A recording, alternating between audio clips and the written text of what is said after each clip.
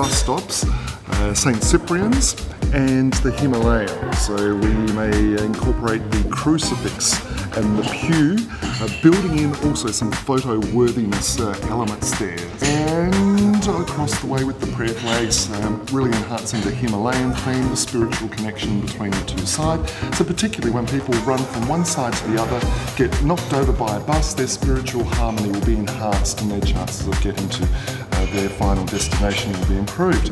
We're thinking about doing a fairy garden trail, so making Melbourne Street a more family-friendly sort of area and kind of bringing whimsy into the street and giving kids something to do while their parents are doing their day-to-day sort of activities here as well.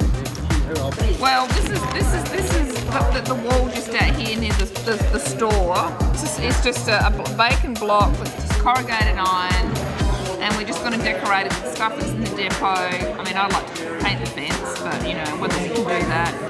And then we're going to have some bike wheels here, so the kids can just spin on the way through, or big kids for that matter.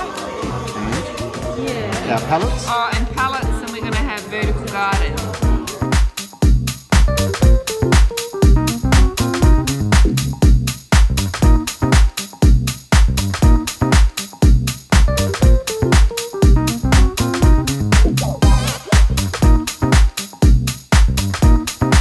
End of the 2 days planning, I'm actually so much more excited than I thought I was going to be. I was blown away by the reaction to our project, and we've ended up with something like 8 or 9 people who are backing the project and want to be actively involved.